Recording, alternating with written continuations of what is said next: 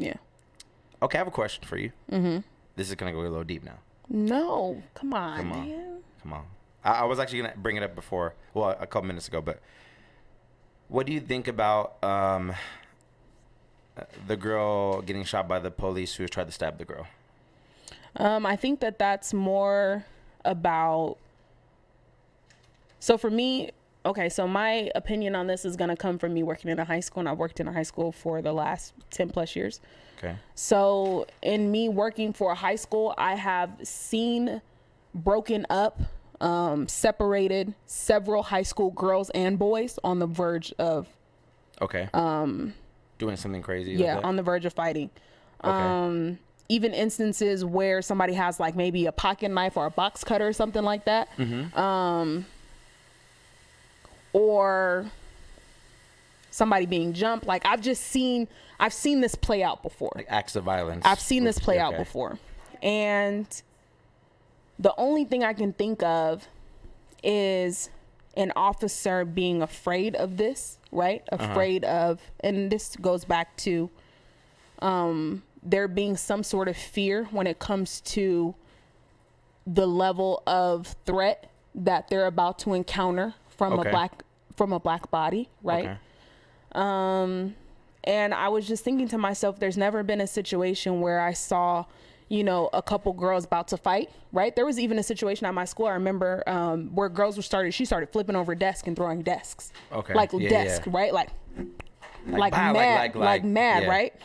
And maybe it's because, you know, I'm black. Maybe it's because I've been a little girl. Maybe it's because I've been in these situations where there was nothing about this moment that scared me. Do you understand what I'm saying? Okay, like maybe like you used to it, yes. you know, you just been and around because it. I'm not afraid, I'm not going into it with my hand on my gun, right? Yeah, the dude had his gun drawn from the moment he got out of his car. Uh-huh.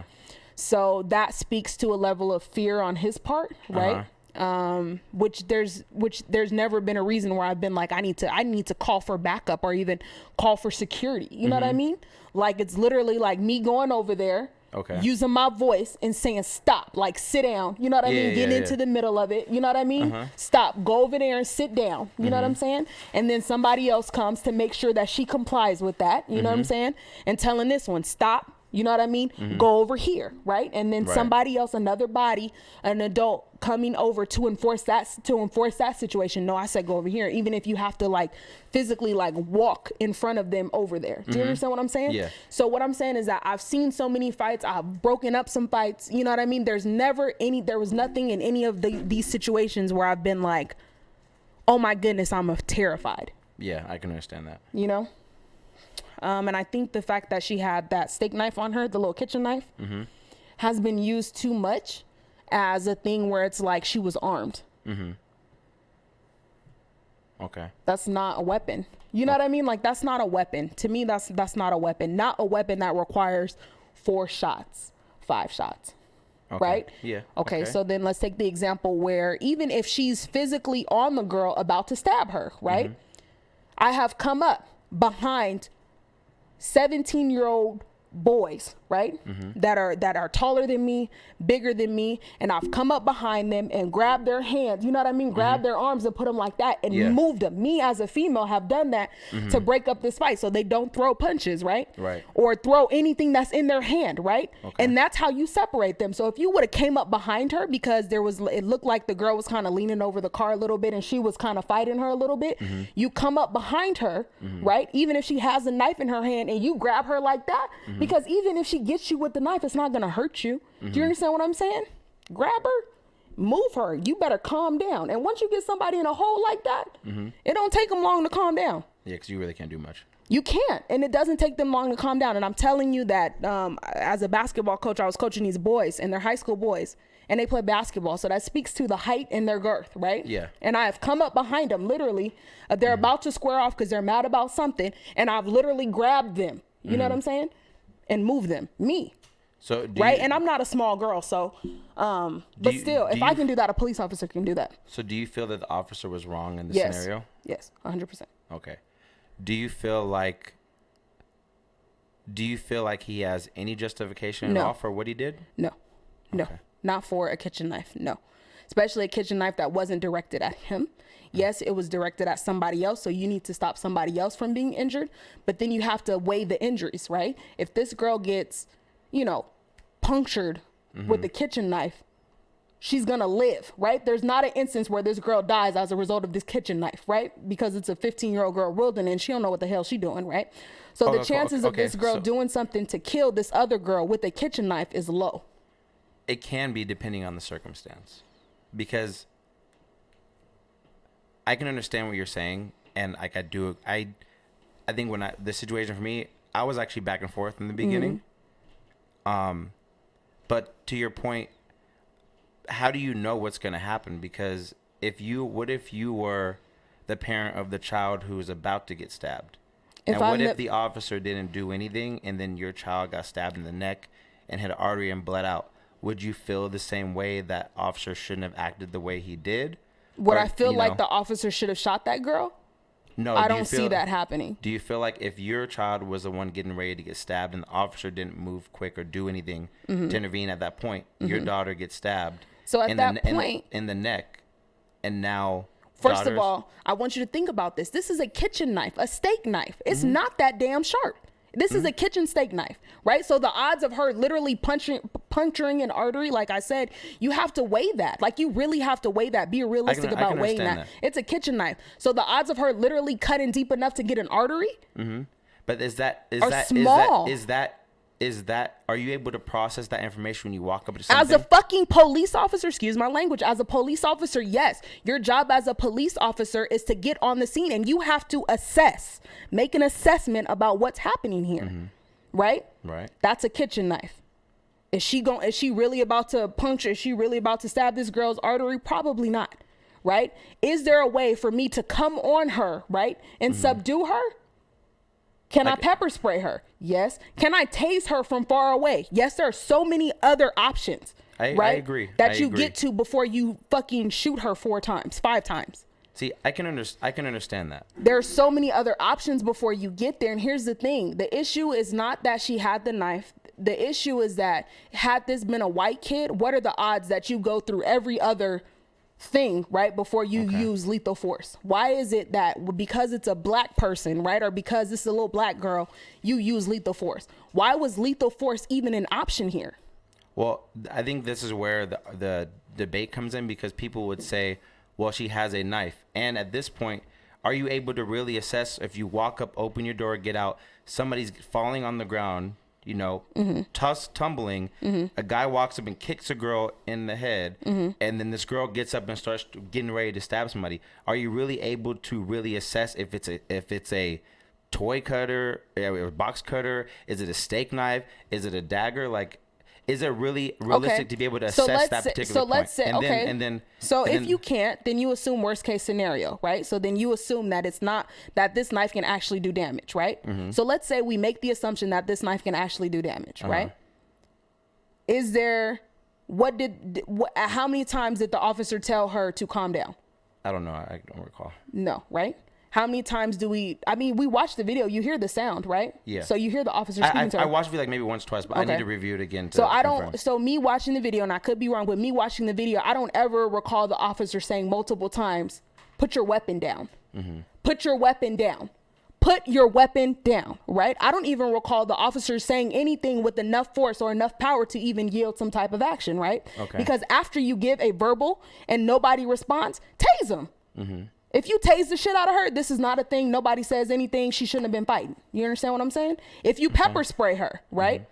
This is not a thing. She shouldn't have been fighting, right? This is a thing because you use lethal force and you had options before you got there. I can understand that, but would you say that the girl would be using lethal force by trying to stab somebody? Because potentially stabbing somebody could end their life. We're not at a point where lethal force, especially because we're getting called in to. First of all, you have to analyze what's the call, right? Are you being called in because 16-year-old girls are fighting? Well, someone said that I guess the girl called and said that she was getting jumped and someone's about to trying to stab her. Okay, but she called. Point, but how do we know who's who at this point? So the girl who got shot is the girl who called the police. Yes, but how do you know that? You don't know that. That's fine. But the girl who got shot is the girl who called the police. When she called the police, she said she was about to get jumped, right? Yeah. Okay, so at that moment, you know you're walking into what? some kind of fight, altercation. Some sort of fight or altercation. Jump meaning that there's going to be multiple people against one, right? Right. Okay. What about her staying inside? Why don't you stay inside? And so another thing I wanted to bring up too, is, I mean, you have to understand the situation is if you are a black person, and I mean, this has been on the, we've been doing this for many, many months now, but you obviously know that if you're on the stance of police are bad and racist and they're going to shoot you, and it's kind of known in America at this point, that's the rhetoric that's being told all the time.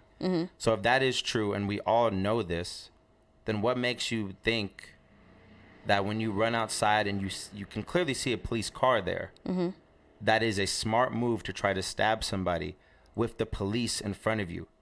Knowing that the climate is you can do nothing and get shot, why do you think that you would be able to get out of the situation alive, knowing kid or not kid? Because at this point, no, it's not kid or not kid. How old are you?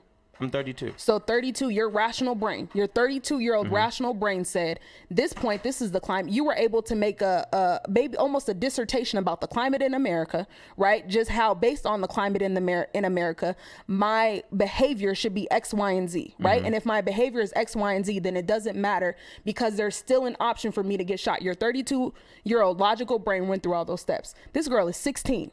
16s I don't care if they're white, black, Asian. 16-year-olds do not think like that. They don't. Okay. First of all, their prefrontal cortex isn't even fully developed, so they don't consider consequences when they act. They are going to be more reactive than a normal 32-year-old adult. Do you understand what I'm saying? They're not going to go through the logical steps about consequences. They don't do that. 16-year-olds don't do that.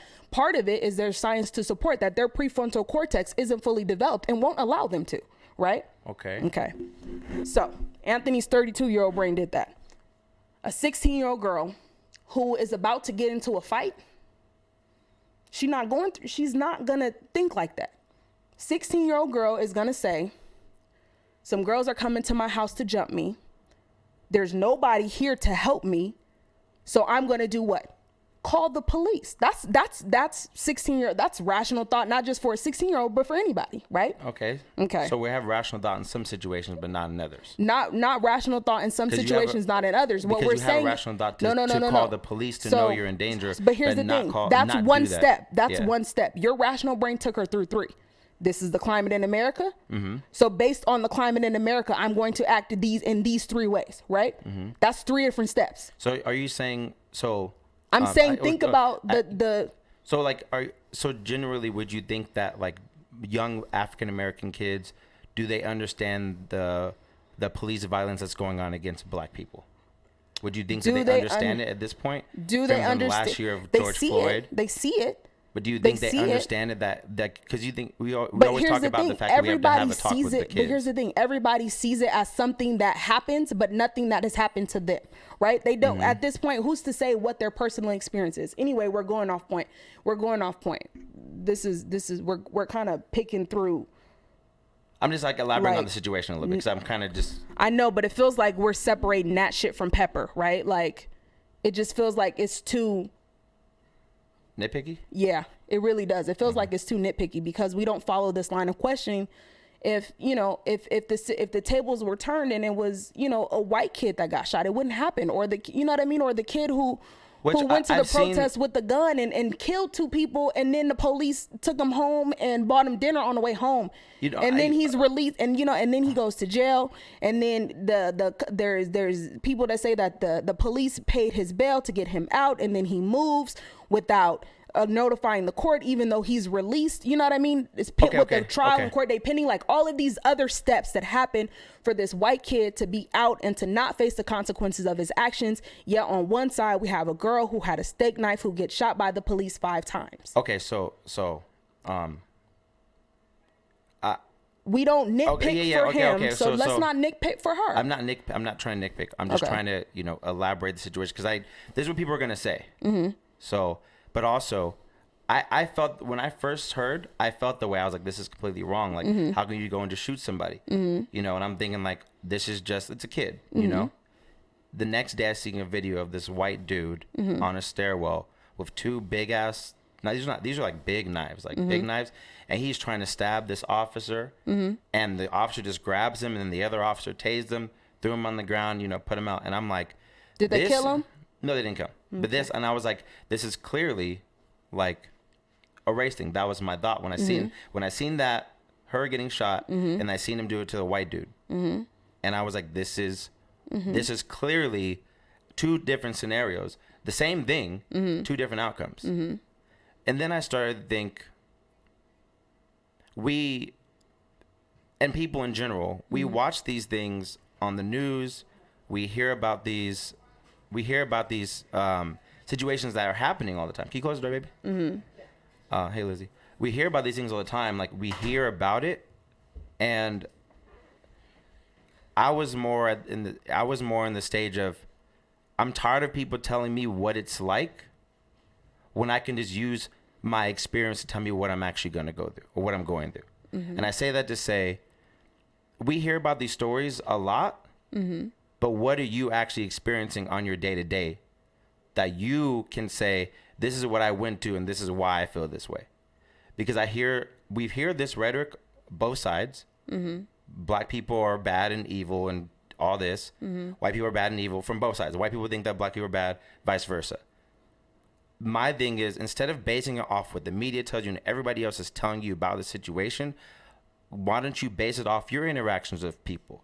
Your interactions, like, you can say that all these, like, white people can say all these black people are bad and ghetto, but they don't never interact with somebody to even see if it's real for them. Okay. The people that they do around aren't even like that, but then they base it off of only the things they see in the media that they never experience themselves. Okay. And I'm not saying that those situations are not wrong, but what I'm saying is we always go to those stories and not look at the situation of what you're going through and what you experience. Okay, so I think so bring it home. Because so I'm saying, because like everyone's gonna be mad about these situations, and I think it's wrong. But instead of fighting these situations in relation to, so are you saying everybody talks about these situations and we know it's wrong? So the situations that you're referring to, and I'm just asking for clarity, is black people getting killed by the police. Black people being killed by the police is the situation, and white people think that these black people are so dangerous. Okay, so racism. Let's do racism. So racism is bad. Okay. And instead of getting caught up in the latest news cycle or news story about why or how racism is bad, you're saying that we should not focus on that and focus on how we've experienced racism in our own personal lives, or have we experienced racism in our own personal lives? Or stop basing the racism that you feel you're going through based on other people's experience. So stop basing racism on other people's experience. Like, go by what you are going through. Because I'm saying people have experienced racism numerous times, including myself. But I'm not basing my sole experience only at what I'm seeing on TV.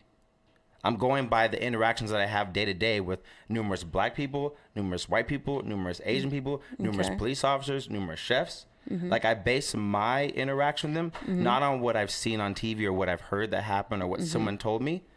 I'm basing it on my experience that I personally have.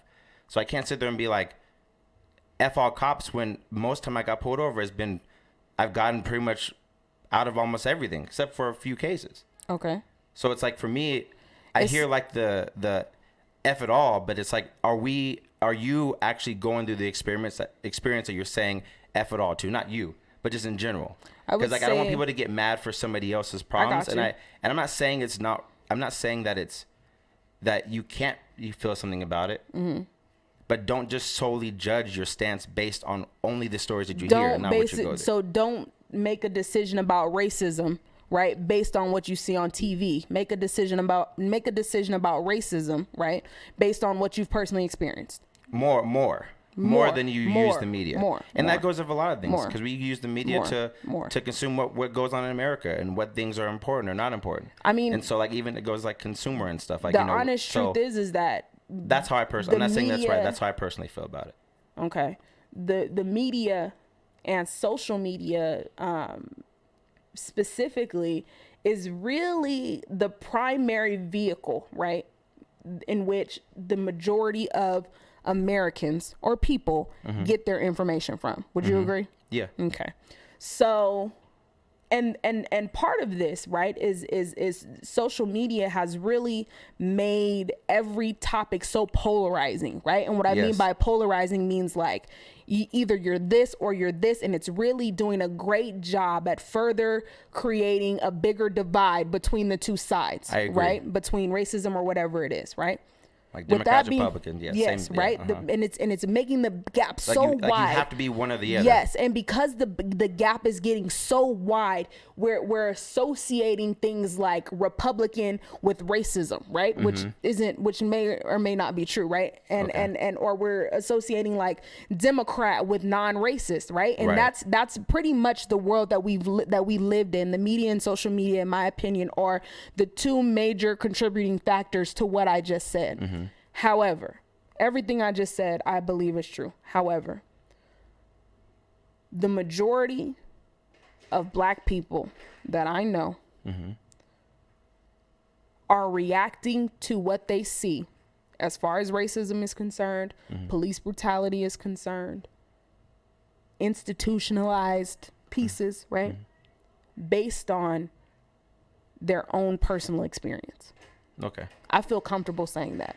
I feel comfortable saying that. I feel comfortable saying fuck the police, because when I've been pulled over on some bullshit, all it does is confirm the stuff that I'm seeing on TV. Do you understand what I'm saying? Okay. So when you see stuff on TV and then you experience something adjacent to it in real life, it might not even be the same exact thing, but adjacent is close enough, right? Okay. All you're doing is solidifying everything that I knew to be true. And I would say that the majority of Black people in this country are reacting to the same thing, are feeling the exact same way. Yes, we get pulled over a lot. And when we get pulled over, the times we get pulled over, it may go according to plan. But the one time I get pulled over and I got to get out of my car, do you understand what I'm saying? Do you understand what I'm saying? Or the 3 times or whatever it is, or the one time or every time I go through security at an airport, I got to be, pat it down every single time. Or the one time I go to a store in the white people side of town and they don't put the money in my hand, they put it on the counter.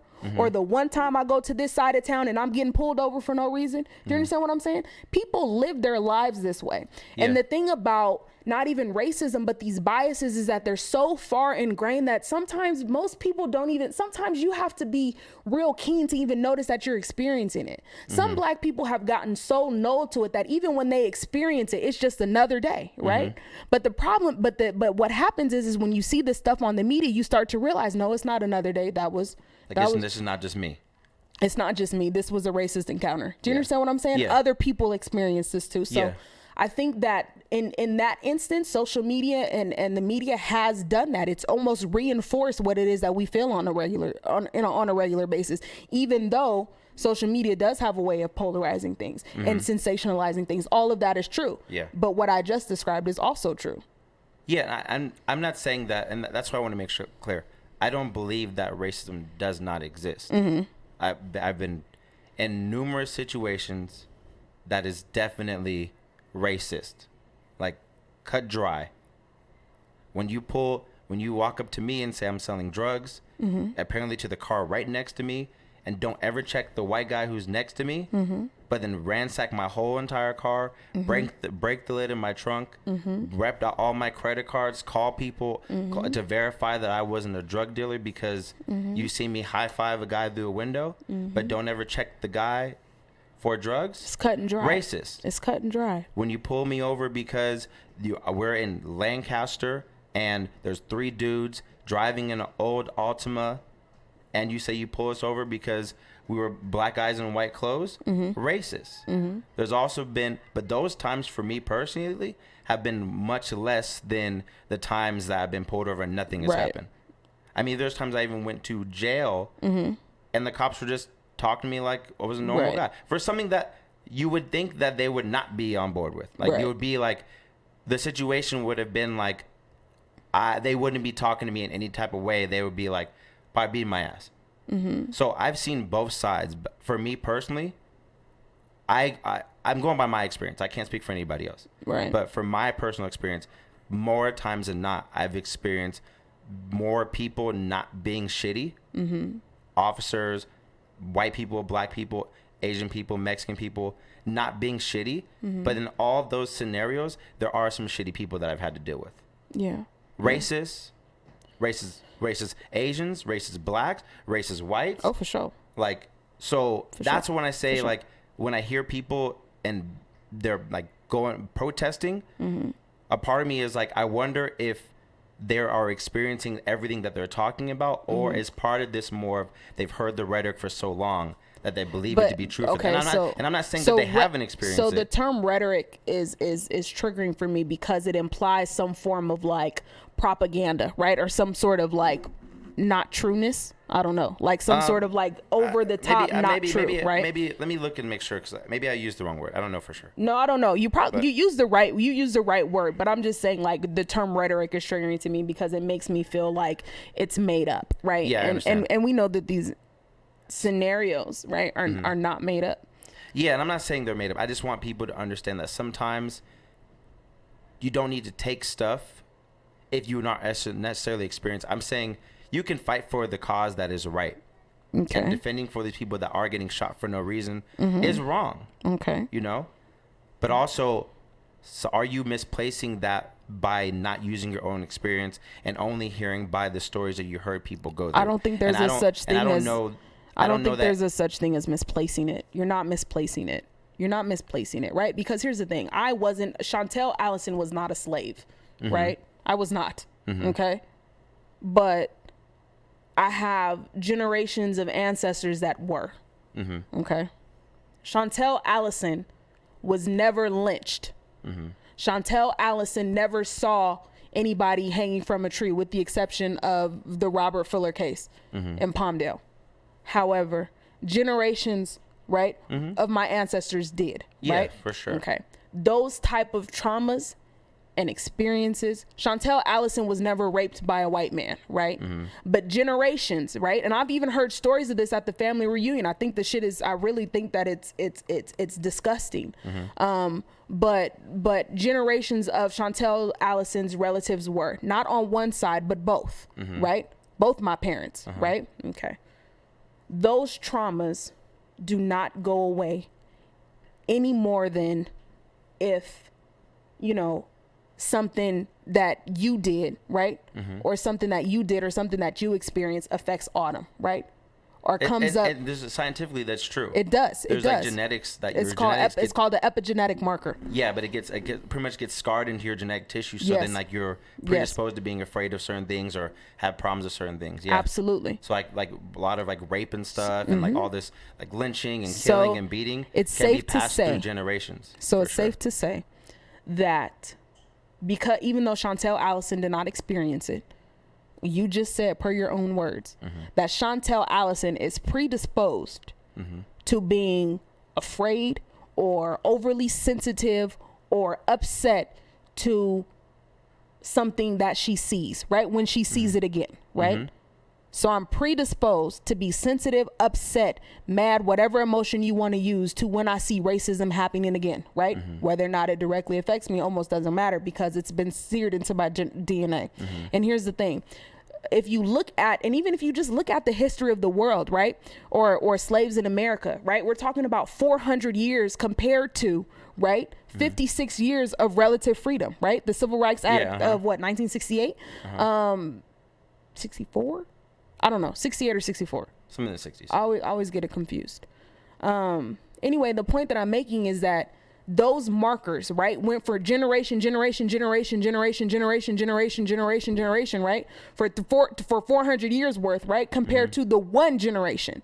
Do you understand what I'm saying? Yeah. That was born in relative freedom. So it's there's still unbalance there, right? We haven't had time to heal the markers. We haven't had time to heal the wounds that exist. And every time you turn on the TV and see something, it's like the wound gets open. Yes, it's reinforced that you ain't shit. They don't want you here. It's reinforced. Do you understand what I'm saying? Yeah. And that stuff doesn't go away. It doesn't go away. And all when you see it on TV, even if you know, it turns out that him killing the young girl was justified. I don't think it should be, but you know, even if that happens, you know, it doesn't matter because it looks so much like, you know, it feels so much like anything that, you know, which I can understand. It's just, but also there's part of a predisposition that you have from the genetic markers, you know. So just like maybe that could be a reason why things feel a lot more for people because of that, you know? Because could it be also that, what if you never experienced racism, but you still feel like it, even though you've never experienced it technically? Yeah. So they could still be like... It's like if somebody has a predisposition to being obese, right? Uh-huh. I never experienced high blood pressure, right? Mm-hmm. But I will. You understand what I'm saying? Yeah. Right?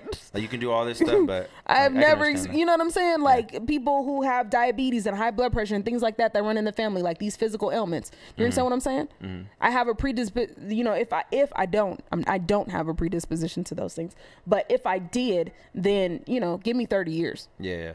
And I know we kind of went off topic, but it kind of goes with the girl getting shot. I wish that we had a stronger and more thorough conversation that we can teach our children to not be in that situation. Mm-hmm. Because maybe if she had two parents, and she she's a foster child. Yeah, that's another thing that hurt my heart. Because I was in foster care my whole life, so I get it. Mm-hmm. And like I think that if we had more structured families, more dad and mom households, more unity in that area, it just in the fact of having a mom and a dad together, even in two separate households, but together, both in your life, I think some of these problems with the children can be avoided because they'll be able to be taught better. Agreed.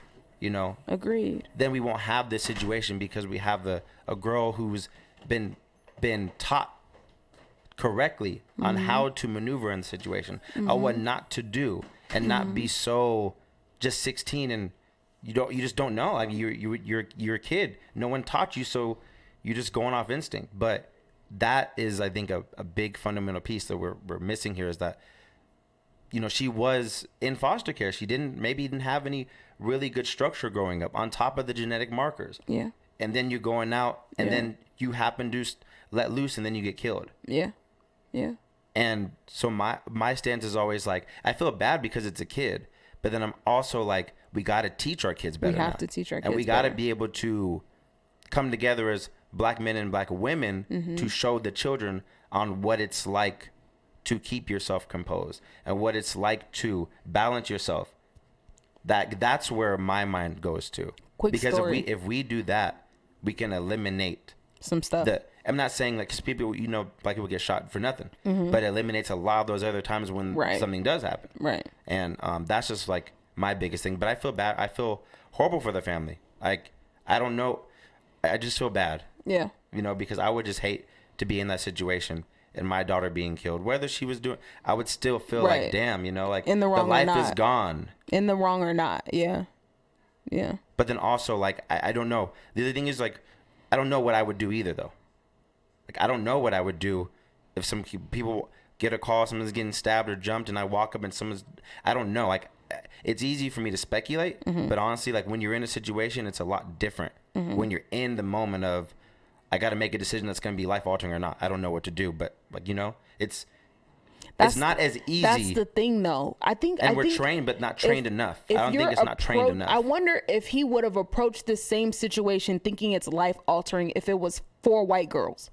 Probably not. He wouldn't have thought that I'm walking into a life-altering situation, right? So the fact that he thought that for 4 black girls is totally biased, right? Yeah. Because I think if 4 white girls were getting jumped and one of them had a box cutter or a pocket knife or whatever, right? Do I think that he approaches this same situation with the same fear, like my life could potentially be in danger? No, I think he laughs it off. I'm not laughs it off, but and the thing is, I don't know. Like, we could say that, but to be honest, we honestly don't know. Well, I mean, we can speculate on it, and so part of me does think that is true, but I honestly can't tell you because I don't know this guy's upbringing. I don't know what happened to really. I don't know, and that's okay. But that's the thing. These police officers that we are hiring, they need to go through. They need to be trained more. You need to up the qualifications. You need to do more. You need to do more. You need to vet. You need to do more to vet them, right? Yeah. Like, you need to do more, period. That's the first part. The second part of that is I had a quick story based on what you were saying. Like, we have to teach our kids a composure. We'll wrap it up after this. So I was coaching a basketball game. Okay. I wasn't coaching, but I was at a high school basketball game. Didn't you coach before? I did. I'm still coaching, but this was job related, right? So there's a boys basketball team, high school boys basketball team with the boys basketball coach. There's a high school girls basketball team, girls basketball coach. I'm the girls basketball coach, but all the games are together, right? Okay. So, and I know the kids better, right? Okay. Boys and girls. Because I worked on the site, the coach that they hired didn't work on the site, right? He just came in just to coach the team, which is fine. But I know the kids a little bit better. So there's this game, and there's this kid who, black kid, he's taller than me and he's wider than me, right? Not fat, but he's like a big guy. You know what I mean? Like 250, 260. Yeah, solid piece, easy, right? Like easily, a mini Shaq. Easily not that tall, but easily like 6'3". Like easily like 6'3", okay. So 270. Above average dude. Like yes. Above average, tall, big, tall. everything. Okay. So he gets pulled out of the game. Okay. After making a mistake. And he's only played like 5 or 10 minutes, but he's been practicing and working hard or whatever. The coach is telling him he's going to get the playing time or whatever. I don't know what the situation is. What I will say is that it did not warrant his reaction. I will say that. The coach? The student. Kid? Okay. The kid. It did not warrant this reaction. The coach pulls him and benches him, right? And he gets mad, right? Like he gets up, he takes his stuff and he's yelling and he walks out. We're at Marie Kerr Park in Palmdale. Oh, yeah. Very white neighborhood, would you say? Yeah, well, not so much anymore, but yeah, it was. Okay. It's been there, yeah. Okay. So we're at Marie Kerr. He walks out. Decently white. He walks out. He storms through the gym, storms through the little reception area, and he walks out and he's going up. No, that's some BS, man, because woo, woo, woo. And he's going up. He's pissed, right? He's doing the hand movements and the gestures and walking back and forth, right? And me being Miss Chantal, I follow him. And my first thing that I'm telling him is, I know you're upset, but you need to calm down. I get it, but you need to calm down, right? Look at me, calm down, right? Because, and I'm telling him with the most amount of force that I can say, because if at any point, all I keep thinking about is that if at any point a police officer rolls by and they see this big black dude, right, like going up, mad, and me just like, you know what I'm saying? Do you understand what I'm saying? Yeah. This looks not bad. This looks bad. Yeah. He's 17. Does he have a right to be upset? Maybe, right? But does him being upset warrant an intervention by the police? Definitely not. Is this a scene that could potentially scare some old white ladies? Absolutely. What do old white people do when they get scared? They call the police, right? So I see this happening. You don't understand. You don't understand. I see this. I'm going through the scenario in my head, right? And I'm like, I know you are mad, but I need you to calm down. And it gets to the point, and it made me feel bad, that his mom walks out. And his mom walks out. Mind you, this is your kid, right? Yeah. So, I deal with him for a few hours a week. The mama live with him. So if I'm sick of him, imagine how the mama feel. That's what I feel. That's how, you know what I mean? Like, I feel bad for your mama, boy. You know what I mean? But anyway, mom walks out and she's upset with him for acting like this. But she's done and she just walks away. She just leaves him there to act a fool in front of the whitest, like in the whitest part of town. And I'm thinking to I feel bad because she's fed up. She's like, I don't know what to do, whatever. And she just goes, right? And all I keep thinking about is, no. Like, please, we don't need this situation to go hard. Calm down. But because the mom is tripping, he don't even want to get in the car with his mama and go home. And I'm like, you're not making this easier. I need him to calm down. Like, just get in the car and go home and don't do this out here. Do it when you're at home, not here. Doing whatever, right? So like things like this, like just make me think of like, it's different. It's different when I have like the relationship and the way that I'm harder on black boys. It sucks because they're always like, dang, Miss Chantal, why you always sweating us?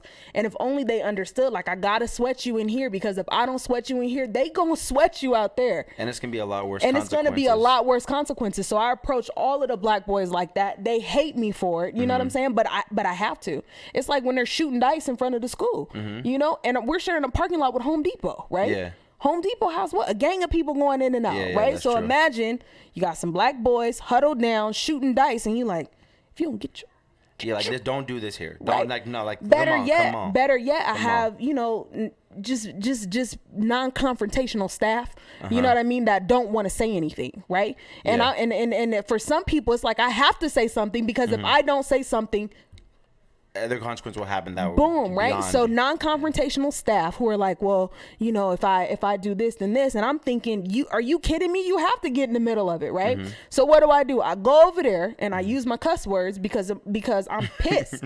I'm pissed, right? Mm-hmm. And normally I wouldn't talk like this, but I'm like, if you don't get, what the hell are you doing? Yeah. And he's like, why are you tripping? I'm not in front of the school. That's what he said. He said, why are you tripping? I'm not in front of the school. And I said, do you think these white people give a shit about you not being in front of the school? And he just looked at me. I said, if somebody calls the police because they see you over here gambling, do you think they care that you're not in front of the school? Yeah. Do you think they give a shit? Like, again, this is how teenagers think. Because in his mind, he did me a solid, right? I'm not in the school. I'm not in front of the school. Why are you tripping, right? And I'm like, it's get your ass inside. You know? See, that's why, like, things need to be clarified. 16-year-old brain. Yeah, but that's a really good teacher point, because I have to kind of do this similarly with Autumn. Like, I have to be very careful with what I tell her she can and can't do, because if I say don't do it in front of the school, I didn't say don't do it. Right. I just said don't do it in front of the school. So it's like, so you gotta really rationalize them again. Like, look, the reason why we're telling you not to do this in front of the school or in general, you know what I mean? Like, it's a bad look, bro. Like, you know what I mean? Like, well, I'm not in front of the school, and you're like. And technically, he's right. Like, if the rule was not in front of the school, technically, yeah. You know what I mean? Like logically, yeah. But realistically, this same kid. This is how you know I love my job, because I remember these stories and they crack me up. But this same kid shot a music video in the bathroom on campus and thought it was a great idea. He was like, "Well, I wasn't in the tutoring room. You told me to stop being loud," and I'm like. So you see, right? And I'm like, at that point, I didn't say nothing. I just like turned around and walked away. You gotta be like, you got me. You right. You right. I didn't. But the new rule is don't be doing it on campus anywhere. Like, so now I'm just like, go home, please. Oh my gosh. Just go home, please, right? Because 16-year-old brain is like, well, I'm not loud in here. You didn't say I couldn't be loud, and you're like. Because technically you said don't be loud in the classroom. And I totally understand. Because you know better. Y'all playing. That's not playing. Y'all playing. No, you got to choose your words. Y'all playing with me. Words mean a lot. Like, I didn't realize the importance of how, like, your words mean so much.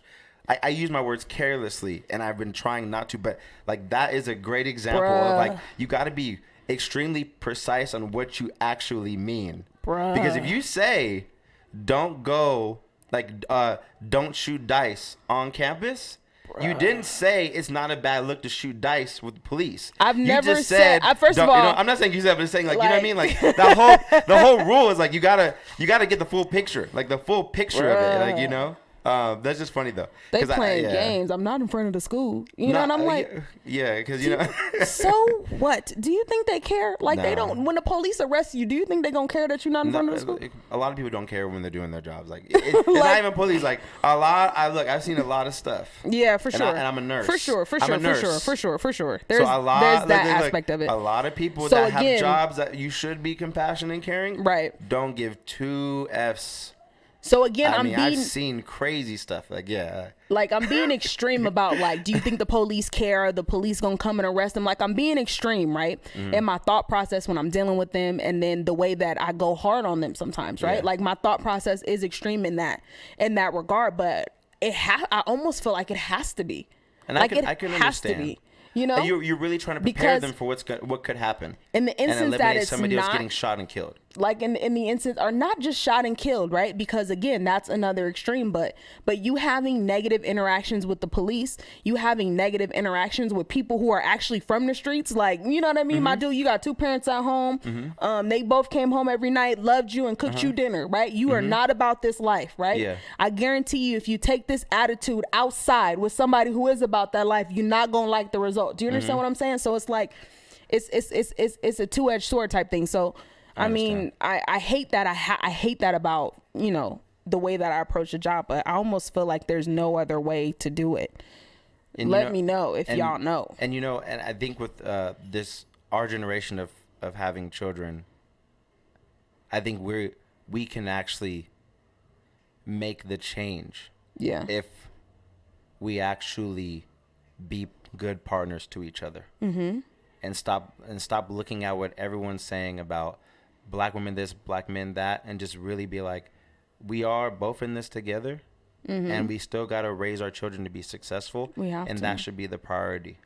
But we can't keep going by what people say about black men ain't this or black women aren't this, because you hear this a lot in media. And that's where, that's when I was saying, the rhetoric and stuff earlier is part of that too. Is I don't want that rhetoric of we're so against you when we're really not. It just seems like that from people talking about it. But a lot of times it's really not. But we got to be better for our children so they can grow up and be those successful individuals, right? That have that survive these interactions. It's our responsibility. If we don't do it, then nobody's going to. Agreed. Especially in the black community, it's everything is more crucial, and it's sad though. It's sad because sometimes you just be like, "Dang, I just want to chill," right? And I'm sure the boys are like that too. Like when I come down hard, they're like, "Dang, I'm just trying to chill," right? But unfortunately, everything that we do and teach or don't teach is so crucial. Yeah, and I think it's a really important to explain why, because a lot of times we grow up and your parents will tell you this and don't explain. Well, just do what I said. But it's like if you foster the foundation of understanding the big picture of why you're doing things, it will make you more likely to follow suit when you understand that there's a reason behind this. I'm not telling you to do it because I'm just telling you to do it. I'm not here to be ass because I'm just being an ass.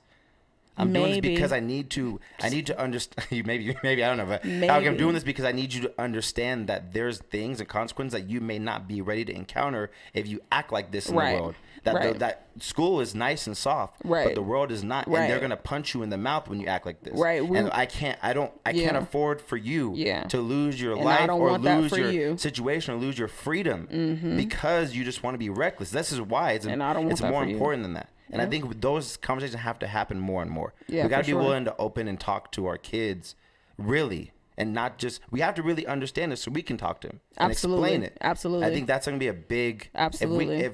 If we can work on that, I think it's going to, I hope, I don't know it will, but I hope that can maybe be a change. Yeah. But that's just my 2 cents. Agreed. I totally agree. Oh, it was real quick what you just last said. Before we get off, my brother came over today. He was a massage therapist. And he was telling me how we were talking about racist stuff and people, and he was telling me about this encounter he had with this lady. He massaged this lady a few times. Where does he work at? I need a massage therapist. He works. I can't put it on the air, but I'll tell you after. Okay. One of those happy ending places. No. Wink, wink. No. I can't tell you. I'll slide you his card. Knock 3 times. And when you get there, you have to pull up. Knock 3 times. Well, he has his own business. It's called New Me Massage. So I'll give you his card. But he works at a spa. But so he's. I can't tell you. No. I mean, I just don't want to put anybody's business out there. I didn't consent to it. But no. So he's like, I guess he's having this client come, and I think he's massaged her before, maybe once or twice, and so old white lady, and so I guess he's coming from his car in the parking lot, and she doesn't see him, and so when he walks up, he says hi, and she gets all super freaked out and afraid, she's like, what the? Who is this big black guy saying hi to me? And then so he's gonna rob me. So she didn't recognize him. And then she wasn't that old. She was he said she was 40, 42, maybe 40, 42. So he goes in and then sets the table, whatever. She comes in and blah blah blah. He's asking if she's okay, how you doing, whatever. And then she's like, how are you doing today? And he was like, I'm having a blessed day. And then she just started crying. And he's like, miss, what's wrong? And she was like, I'm so sorry. I didn't mean to offend you earlier. I just had really bad experience with black people. I used to get jumped. She's like, I used to get jumped 3 or 4 times in high school. The niggers used to get me. No. But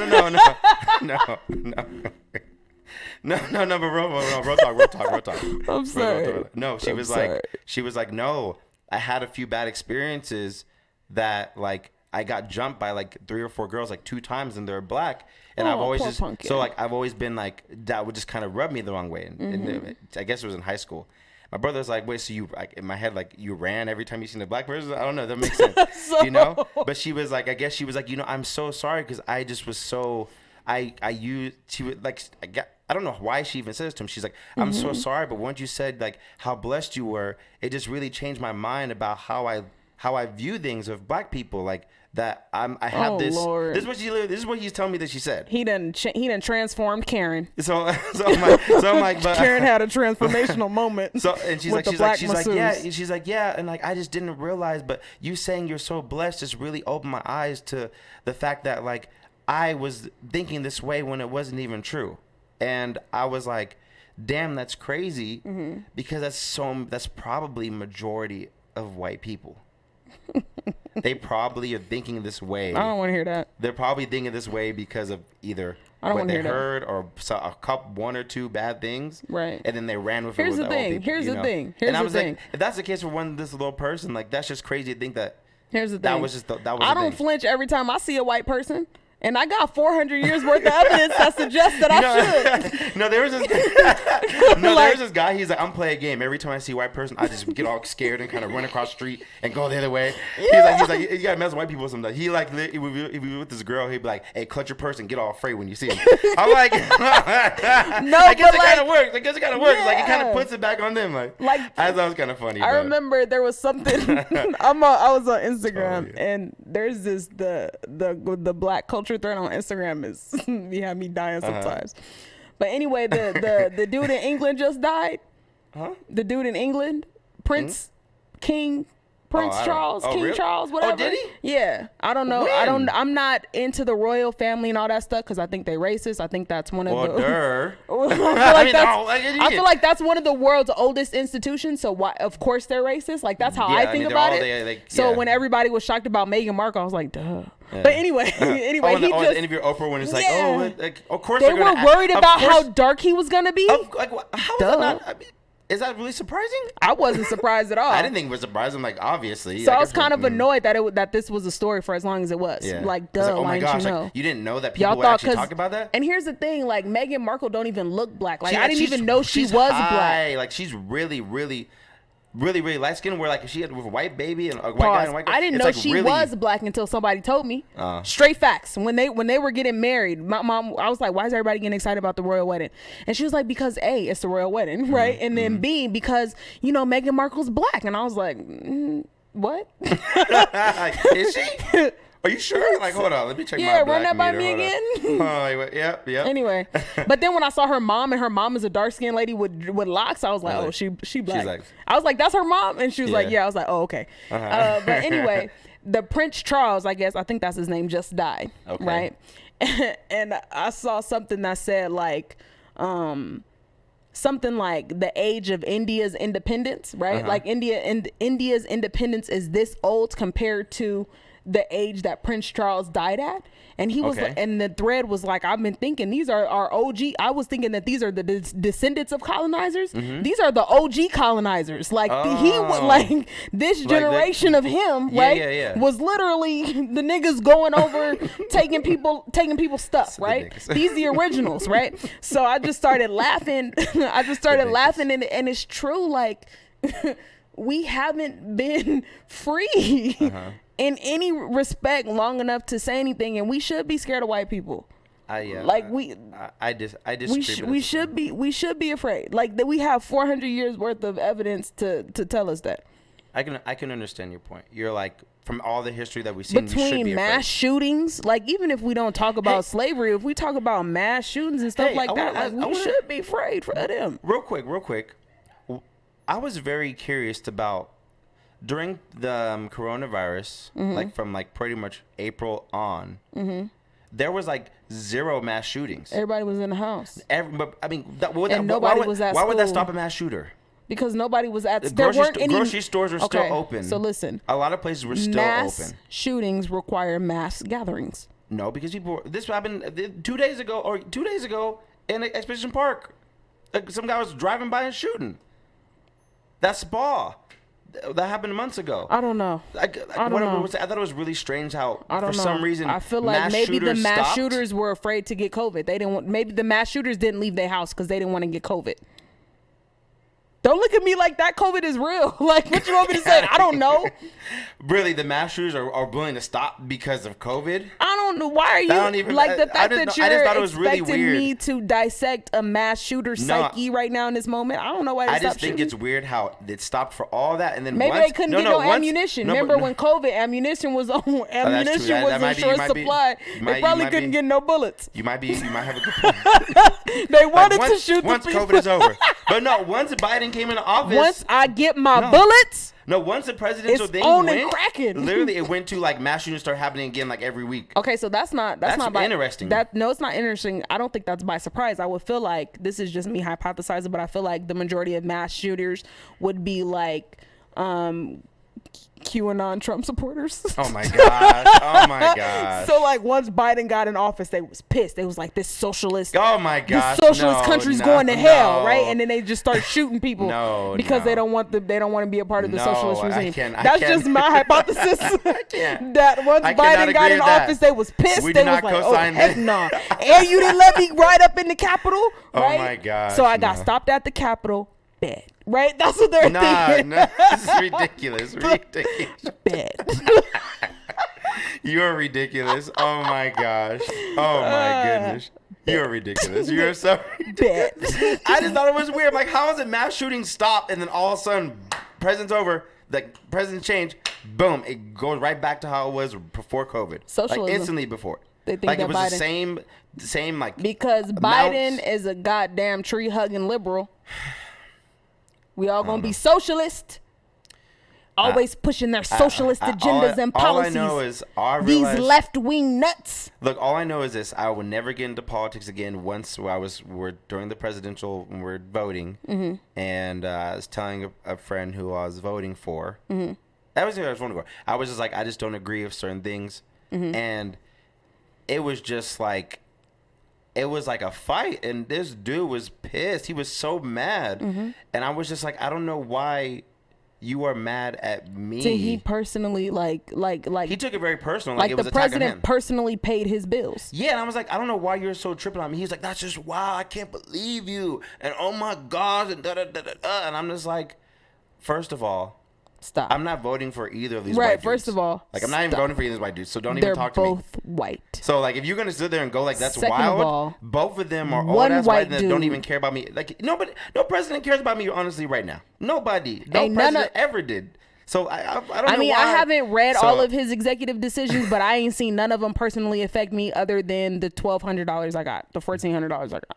Which was okay. That was nice. Thank you. Yeah, that was nice. There's supposed to be another one coming up. Please? Yeah. There's a child tax too, so if you know someone you can claim. I don't, but let's also talk about. There's a lot of people that got a lot of kids. Can we also talk about how the minimum? What is it like? The minimum deduction